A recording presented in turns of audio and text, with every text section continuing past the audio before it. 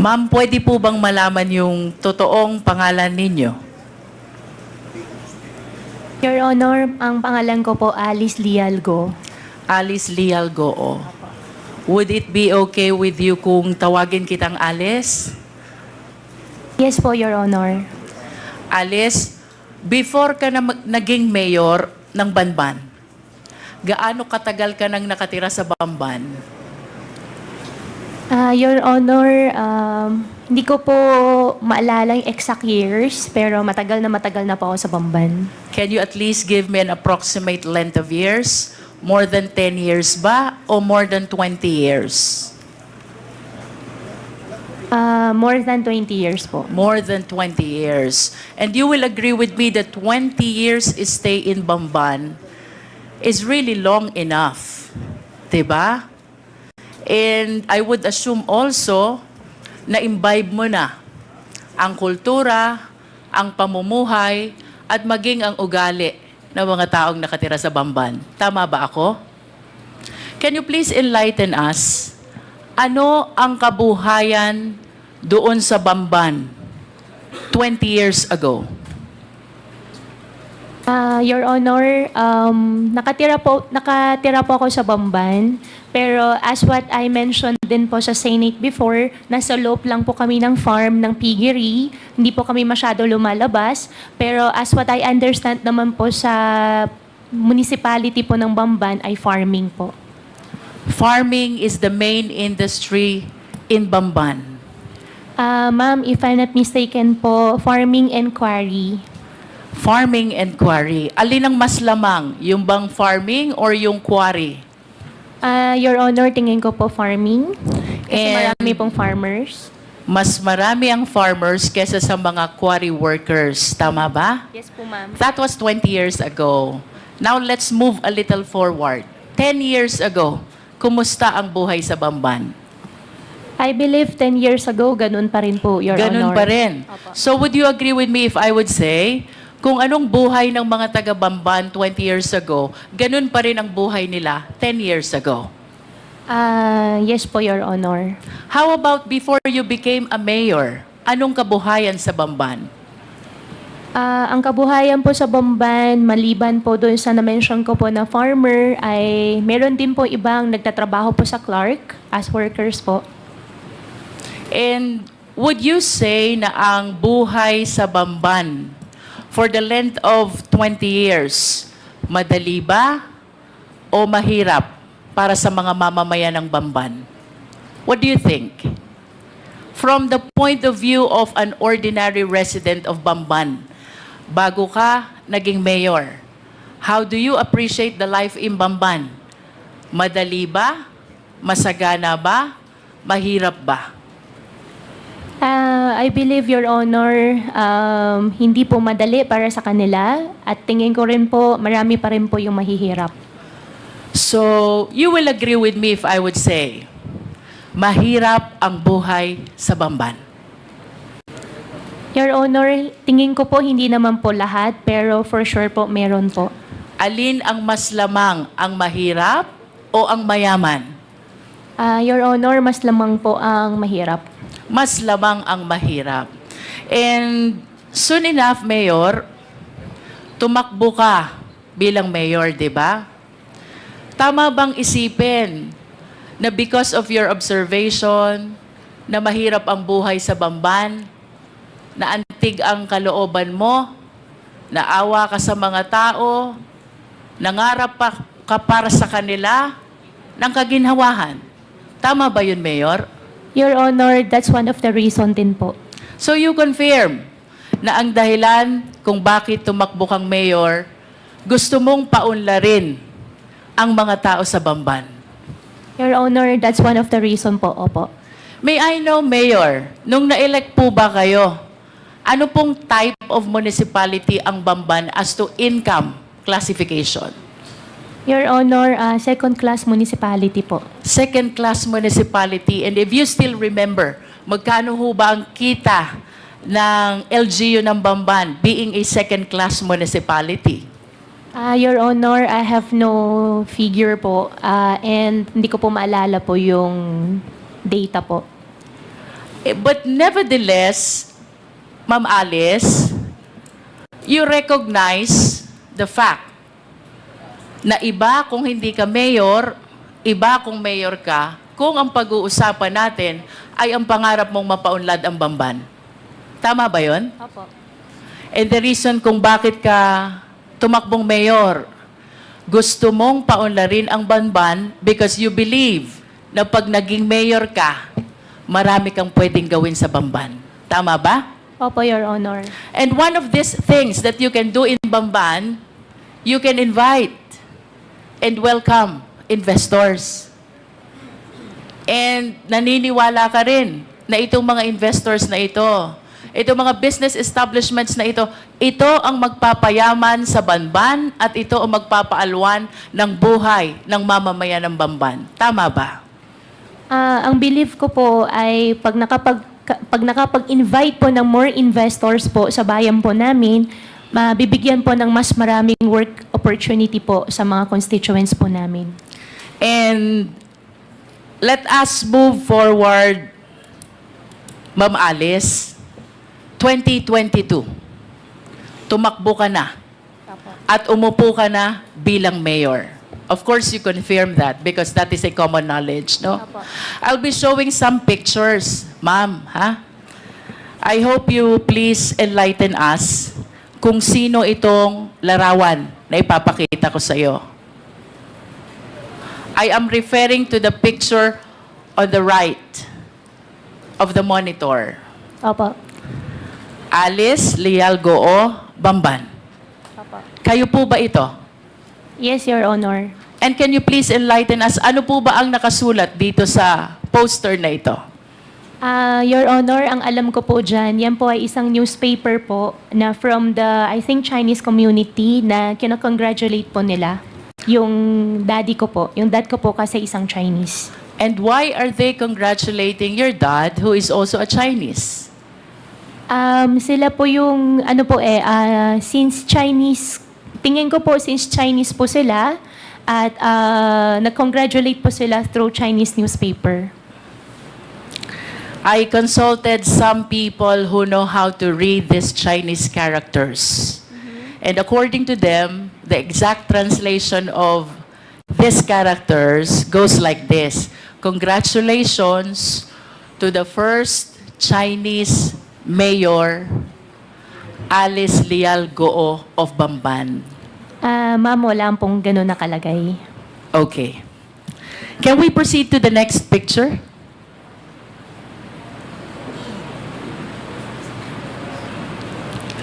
Can you please enlighten us who is in this picture? Ma'am, for that question po, I think I cannot answer. I invoke my right against self-incrimination since may pending case po sa akin about the citizenship. About the citizenship. But would you agree with me if I would say, kamukha mo yung nasa picture? Ma'am, I will not confirm po. Let us proceed to the third picture.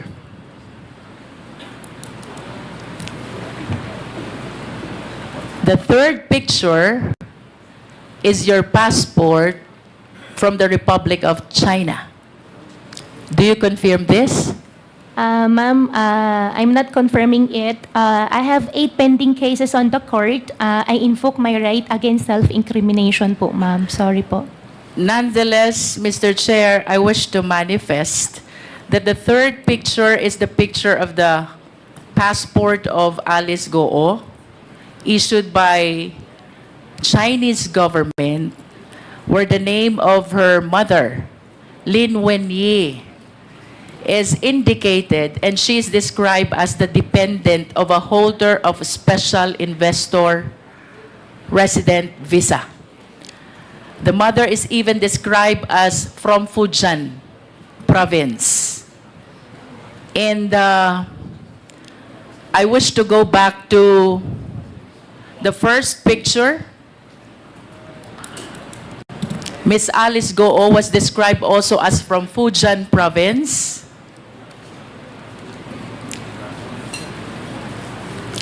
And I understand that Miss Alice Guo acknowledged only the first slide and refuse to identify the second and the third slide. Nonetheless, Mr. Chair, I wish to manifest that these documents are evidence to show that indeed the nationality of Ms. Guo is Chinese. Nonetheless, Mr. Chair, in order to realize her intention, run to a public position, bring growth and prosperity to the municipality of Bamban, including the people who lives thereat, Ms. Alice Guo allowed, if not she's the one who purposely caused the same, the late registration of his birth, and even the application of her Philippine passport. I understand, Mr. Chair, that the right to run to a public office is a right which is exclusive to Filipino citizens. And I wish to manifest as well that this should be dealt with by law, because this is something which open the country to issues of national security and interest, Mr. Chair. If I may proceed, Mr. Chair. Bilang mayor, Ma'am Alice, in line with your vision, paunlarin ang Bamban, bigyan ng kaunlaran ang taga-Bamban. Ano po ba ang mga kumpanya na dumating sa Bamban during your time as mayor of Bamban? During my time po, dumating po ang Jollibee, dumating din po ang McDonald's, dumating din po si RCS po na isang supermarket chain, and supposedly may mga darating pa mga factories and restaurants po, ma'am. And would you confirm that it was also during your time nung dumating ang Baofu? No po, ma'am. You don't? Ang Baofu po is not 2022 po, ma'am. But the business permit signed by you shows the date October 25, 2022. Ma'am, I think may previous po na mayor's permit. Nag-start po Let yan me rephrase my 2000. question. Therefore, it was during your time nung na-renew ang business permit ng Baofu. Do you agree to that? And sorry, Your Honor, anong year po? 2022, October 25. October 20. I think po. Opo. You are the mayor already. As a matter of fact, if the secretariat can show the business permit of Baofu was signed by Miss Alice Guo in her capacity as mayor. And would you confirm as well na yung Zunyu One Tech dumating din at naisuhan ng business permit during your time? Your Honor, I issued the mayor's permit for Zunyu 1 because meron po silang pack-car license po na pinakita po sa amin. May we direct the resource speaker, Mr. Chair, to limit her answer to the question. The question, Ms. Alice Guo, is pinatototohanan mo ba na sa panahon mo bilang mayor, June 27, 2023, na-create ang Zunyu 1 at na-issue ang business permit? Your Honor, I issued the permit for Zunyu 1 with the attachment of pack-car license po nila. But you confirmed that you issued the business permit. I issued the business permit with the attachment po ng pack-car license po nila. Thank you. Thank you How po. about Hongsheng Corporation? When was this established? Your Honor, for Hongsheng, I'm not sure with the exact date po. And you will agree with me also that during the Senate hearing, etong tatlong kumpanyang ito, whenever you are being interpellated, palaging nababanggit. Yes po. Tama ba? Yes po. Can you enlighten us? Ano po ba ang naging koneksyon, partisipasyon nyo dito sa tatlong kumpanyang ito kung bakit parating nababanggit ang mga kumpanya na to? Your Honor, I think 2018 or earlier, hindi lang po talaga ako sure sa exact year, the land of the Baofu belongs to me. And I sold... What year is that, Miss Alice? Your Honor, 2018 or 19. 2018. You are the owner of the land of Baofu. Of the land. 2018. Yeah, 18 or 19. You are not yet the mayor. I'm not yet a mayor. Okay. And 2021, I divest the entire property to the corporation po. And can you please cite the exact date when you divested yourself of your interest in Baofu? 2021. September 21, 2021. I believe so po, ma'am. And that is 7 days before you filed your certificate of candidacy for mayor of Bamban. Okay. What therefore is the significance of your ownership of this land with respect to Baofu, Hongsheng, and Sunyuan? Ano pong kahalagahan ng pag-aari nyo? Your Honor, after year 2021, I owned the land before year 2021. After year 2021, wala na po ako pag-aari. Hongsheng, I don't belong. Zunyuan, I don't belong din po. What therefore is the connection of Baofu with Hongsheng?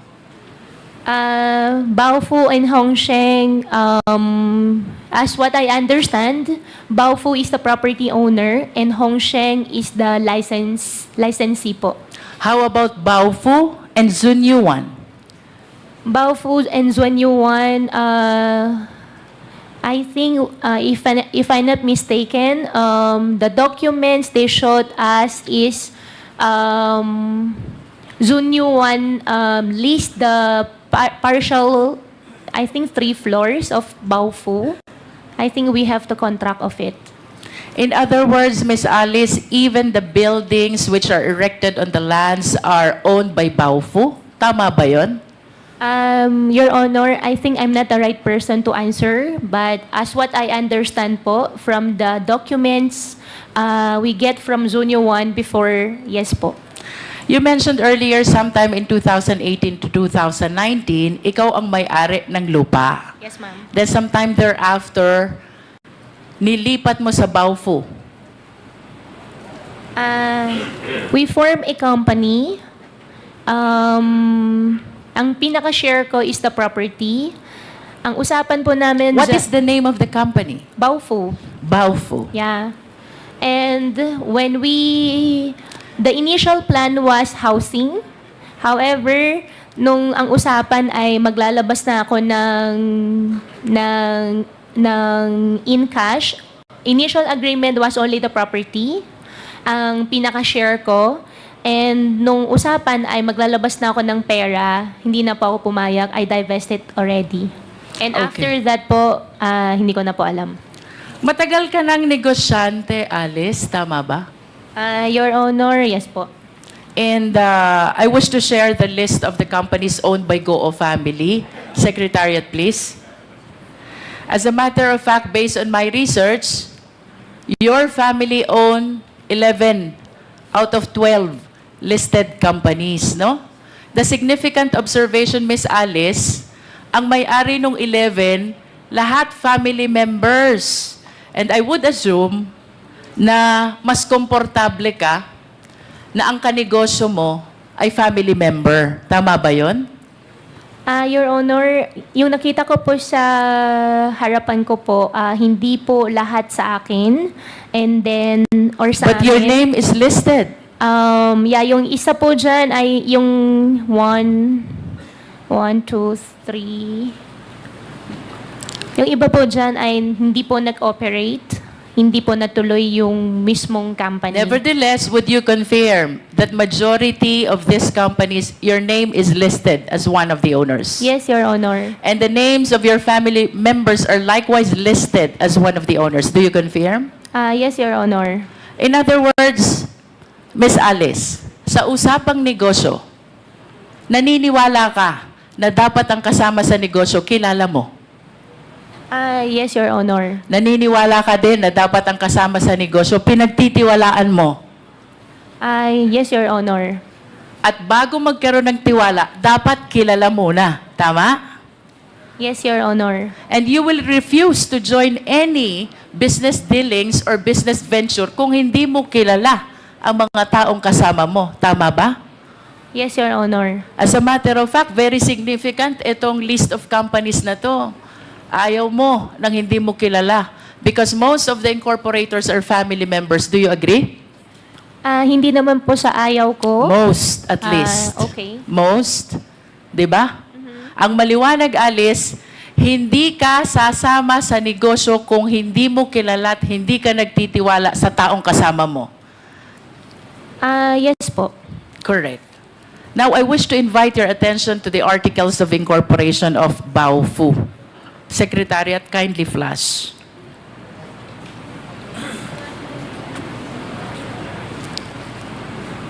Nakikilala mo ba itong dokumentong ito? Yes po, Your Honor. This is the Articles of Incorporation of Baofu, Yes correct? Po. Yes po. How about the signature across your name? Do you acknowledge that that belongs to you? Yes po. Yes. Do you know Bao Ying Lin?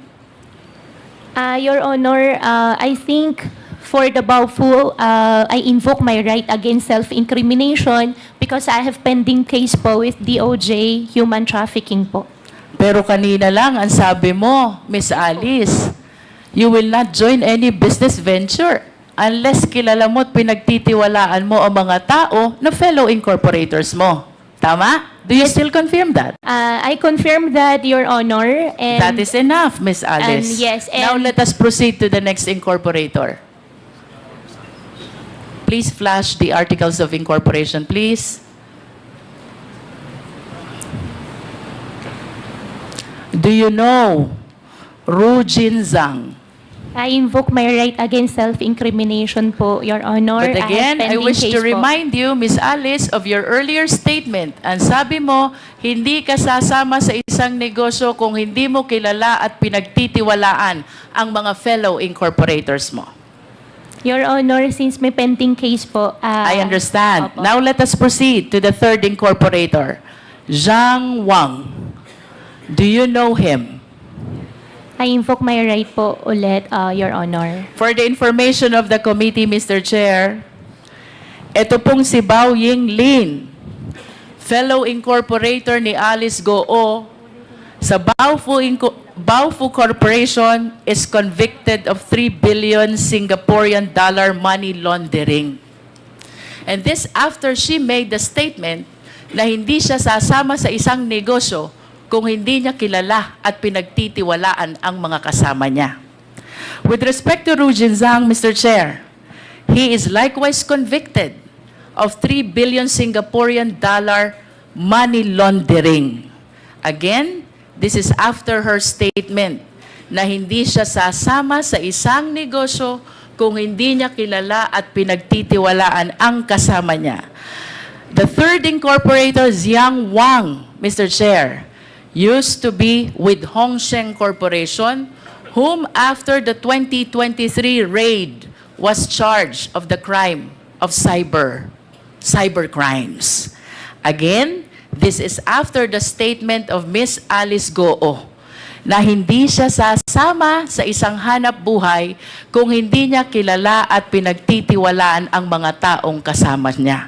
I wish to manifest, Mr. Chair, that this representation humbly submit that Miss Alice Guo purposely ran for public office in spite of her knowledge that she is not qualified, she being a Chinese national, to be able to welcome business establishments which she believes will bring growth and prosperity to the people of Banban. And this business establishments includes Hongsheng, a pogo operator, and Yunzuan, also a pogo operator.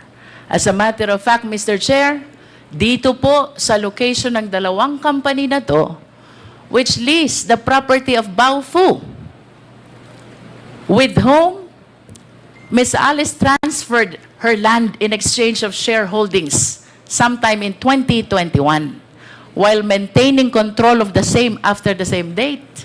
Dito po nahuli ang maraming Chinese nationals who are now charged of the cases of money laundering and even qualified human trafficking, Mr. Chair. Your Honor, if I may, just a short interjection. Para lang matanong ko lang si Miss Alice Guo. Yung bang mga nabanggit na mga pangalan ni Congresswoman Luistro, si Ziyang Wang, si Rujin Zhang, at saka si Bai Yong Lin, did you say nakakilala mo sila? Mr. Chair, ang kakilala ko po dyan talaga si Wang Ziyang. Si Wang Ziyang. So, is this the same Wang Ziyang na nabanggit ni Congresswoman Luistro na na-convict sa money laundering? As a cybercrime? Siya ba yun? Mr. Chair, hindi ko po alam na nakasuhan po siya ng cybercrime. Okay. So, ito ba sila ay galing sa isang probinsya sa China? Mr. Chair, nakilala ko po si Wang Ziyang sa Clark. Sa Clark? Opo. But mga galing sila sa China. Yung dalawa po, hindi ko po kilala. Okay, sige. Thank you. You may proceed, Congresswoman Luistro. There are speculations, Miss Alice, na itong Hongsheng, ang Baofu, Zun Yuan, and you are one and the same. Do you agree? Totally not agree. Totally not. Listen to this. September 16, 2020, you signed the application in the Sangguniang Bayan of Bamban in behalf of Hongsheng, applying for franchise, license, and permit. Your Honor, I did not sign any documents po. You did not I sign. did not sign. However, nakalagay po yung pangalan ko po dyan as representative, but I did not sign any documents po. Would you know kung sino ang naglagay ng pangalan mo?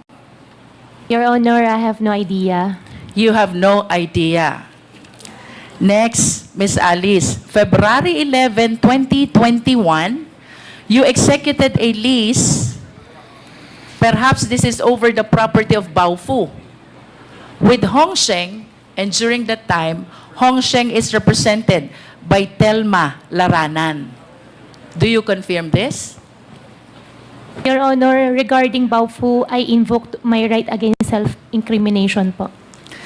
Third, Miss Alice, early 2023, Hongsheng was raided because of cybercrime. And one of your fellow incorporators in Baofu, which kanina sabi mo, doon mo transfer yung lupa mo sa Bamban.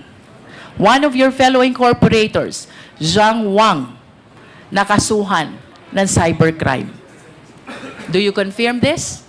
Your Honor, hindi ko kinong-confirm. I have no idea nakasuhan po siya ng cyber. And after ma-raid itong Hongsheng, Zunyuan Technology applied for a business permit on the same address, on the same location. You were the mayor, you issued the permit. Do you confirm? Ma'am, I issued the permit with the attachment of PAGCAR license. I understand. But what is apparent, Mr. Chair, well, there is a document where Alice Guo is described as representative of Hongsheng back in September 16, 2020. This is the first POGO operator. It was followed by a contract of lease signed by Alice Guo with Hongsheng. And then this was followed by the raid of Hongsheng, which was replaced by Zun Yuan, which Alice Guo provided a business permit in her capacity as a mayor. I wish to share to the committee the doctrine of piercing the veil of corporate entity, because it is very clear, Mr. Chair, Hongsheng, Alice Guo, Baofu, and Zun Yuan are one and the same. Mr. Chair, Hindi ko po I'm alam about yun. to wind up, Mr. Chair. I wish to make a very short manifestation. This representation might sound repetitive already, but it is apparent that this long chain of perpetration of the crime started with the abuse in the late registration of birth. Ms. Alice Guo was able to procure a birth certificate from the Philippines and even the Philippine passport, which paved the avenue for her to run to a public office. I urge the House, let us strengthen our rules, because if the loose rules on Filipino citizenship, including the rights attached to it, which must be exclusive to Filipino nationals, then we will be at the behest of the perpetrators of illegal activity. To add, Mr. Chair, the fictitious birth certificate even paved way to solicit identification cards from different government offices. That includes the DFA, the BIR, the LTO, and the similar government offices, Mr. Chair. Second, Mr. Chair, the layering by way of registration of various documents, making it appear that they are legit corporation, makes it harder for the Philippine government to verify and even monitor the illegal activities of these foreign nationals, Mr. Chair. So I wish to suggest that we install a monitoring system with the SEC. We wish to recommend to the SEC that they install a monitoring system to make sure that the application for registration is legit, the operation is genuine, and the location is indeed existing. Third, Mr. Chair, illegal activities and illegal POGOs will not proliferate if they are not able to transfer money.